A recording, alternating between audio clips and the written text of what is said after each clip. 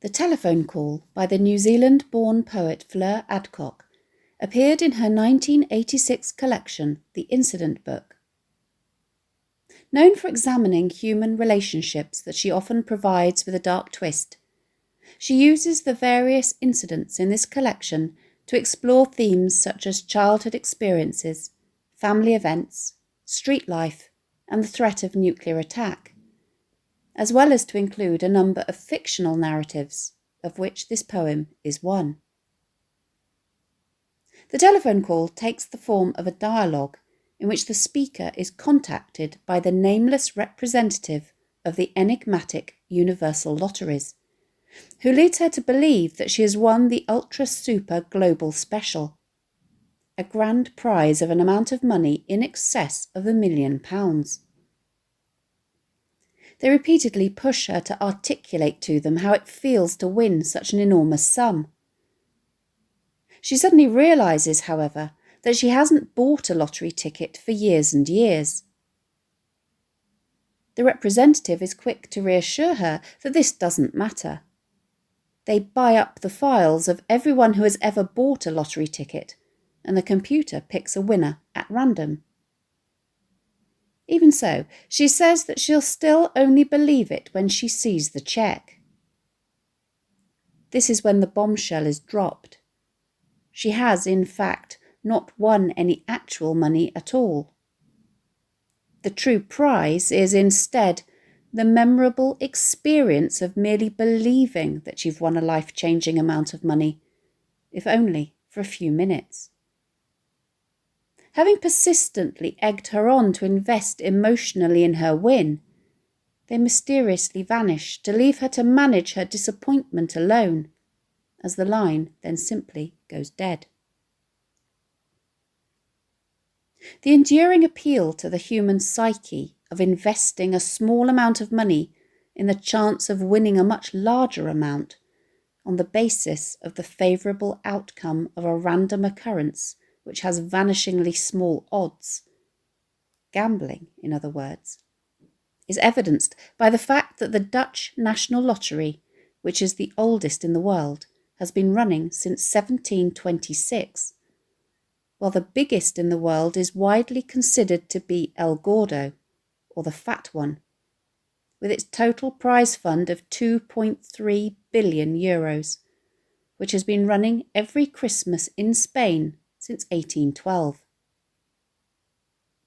The telephone call was written some 8 years before the United Kingdom, where Adcock has spent most of her life, launched the National Lottery, in which the chance of winning the jackpot of the main lotto draw is over 1 in 45 million.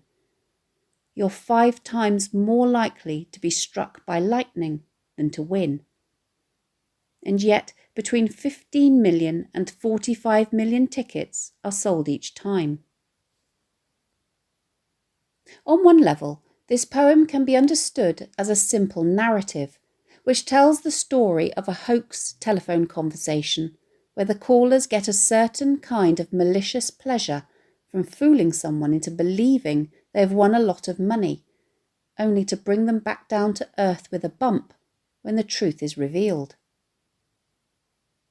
We can also argue, however, that on a deeper level, Adcock uses the global phenomenon of the lottery as a metaphor for life, in order not only to explore themes such as the randomness of life occurrences and how these interplay with expectation and disappointment, but also perhaps to suggest that we almost sleepwalk our way through life, existentially numb, not really living in the moment, because we are out of touch with our emotions and our bodies and the way in which these interact with one another.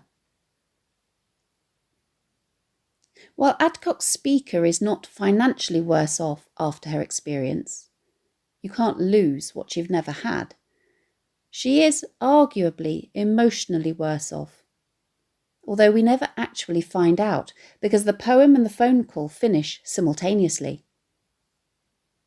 Which leads us to question whether the disappointment she invariably must feel now outweighs the elation that she felt at the time. Is it better to lead a life without expectation so that you are never disappointed? Or to expect, or to at least hope for a better life nonetheless, and risk the pain that disappointment brings? Has she actually received the gift of a fleeting moment where she is acutely aware of her existence and what it feels like to win a large amount of money, which is worth much more than the million that she was led to believe she had won? Will she ever again have the opportunity to experience a degree of euphoria such that it feels as though the top of her head has floated off, out through the window, revolving like a flying saucer? Is it a terrible shame that only a relatively small number of people will ever genuinely feel like this? But is it then right that the only way more people can have the same experience is to trick them? The poem is 48 lines long and is divided into 6 stanzas of 8 lines each. It's written in free verse, which means that it has neither a base meter, which is a fixed rhythmical structure, nor a set rhyme scheme. Adcock's diction is informal and colloquial, reflecting the ordinary and familiar language of conversation, and there are therefore very few examples of figurative language, such as simile and metaphor. She also employs extensive enjambment and caesura, which reproduce the natural ebbs and flows of spoken English. Additionally, Adcock hardly varies her use of reporting clauses, e.g. I said and they said, which serves to keep the reader's attention fully on the language that is being used by the speakers themselves. The poem begins in medias res, or in the middle of the action, presumably immediately after the speaker has picked up the telephone receiver, and ends abruptly as the caller from Universal Lotteries unceremoniously hangs up, leaving the reader as well as the speaker in a state of disbelief. The title, The Telephone Call, is interesting in terms of Adcock's use of the definite article the, rather than the indefinite article a, which suggests the significance of the phone conversation while at the same time giving nothing further away. The first stanza begins, "They asked me, 'Are you sitting down?' 'Right. This is Universal Lotteries,' they said." Note how Adcock immediately uses the vague personal pronoun they to refer to the person or persons on the other end of the line, rather than giving an indication of whether they are male or female, young or old, or even how many of them there are, to create a sense of mystery, drama, and tension. This is compounded by the way in which the first thing they ask her is if she is sitting down, suggesting that they are about to communicate news of life-changing significance. This faceless, nameless, genderless representative of Universal Lotteries reveals that she has won the top prize, the Ultra Super Global Special. The adjective universal is used to describe something which is applicable everywhere or in all cases, and the vastness of its scope is our first clue that this organisation may not be all it appears to be. The name of the prize is also suspiciously over the top, with the tautological ultra super, where both words meaning of excessive or extreme makes one of them redundant. They ask her, "What would you do with £1 million, or actually with more than £1 million? Not that it makes a lot of difference once you're a millionaire." And they laughed.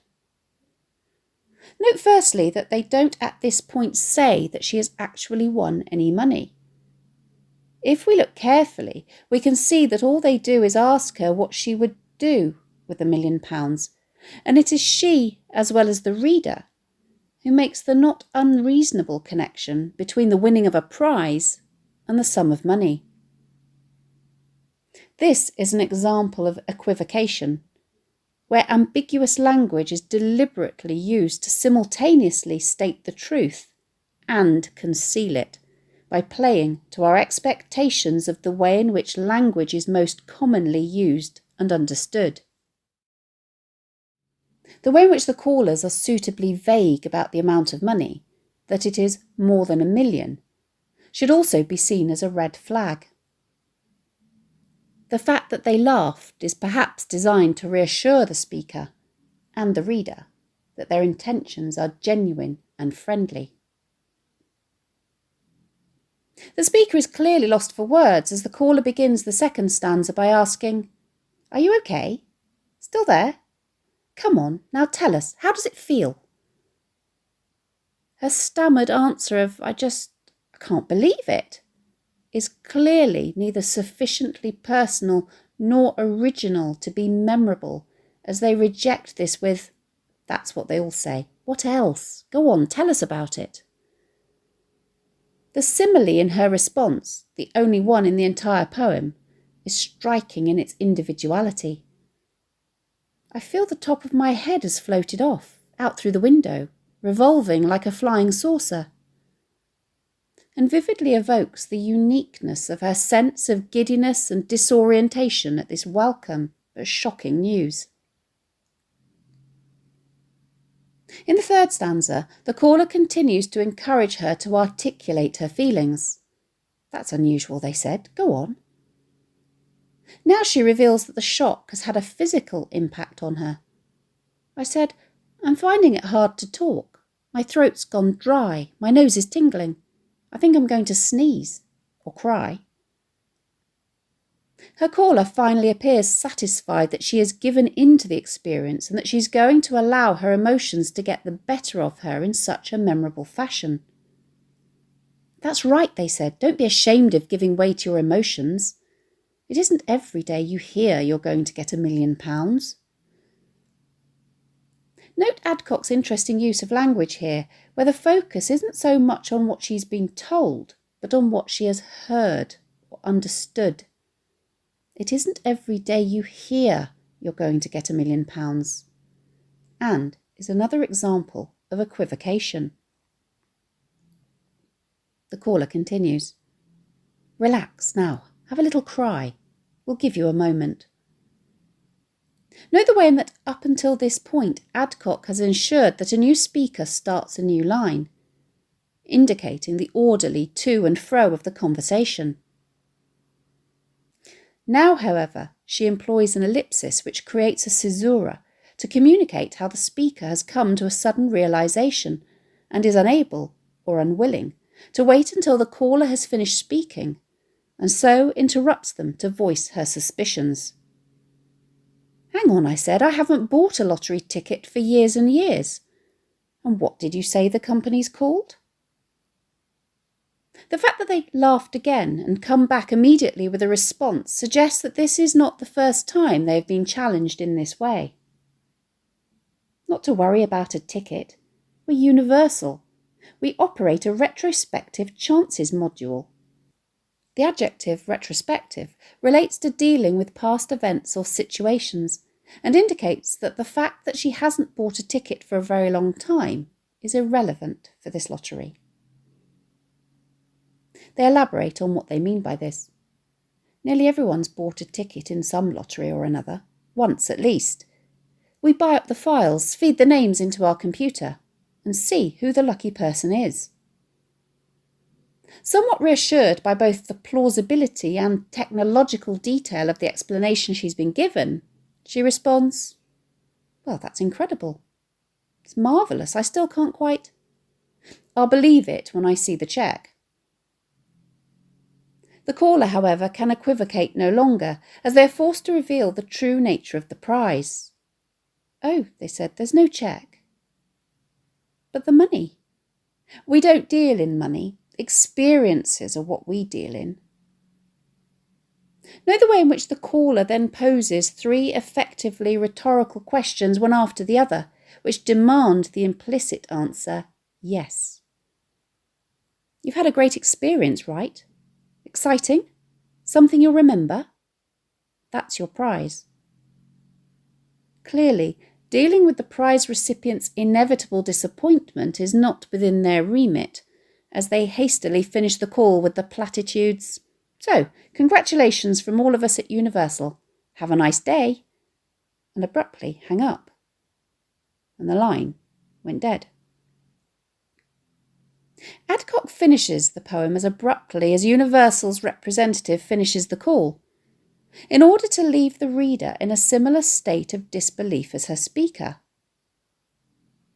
The poem is designed to be thought-provoking rather than to provide any answers, as its structure does not allow it to come to any conclusions about how authentic the call is, i.e., is it a hoax, or how moral or right it is to trick someone into having a memorable experience.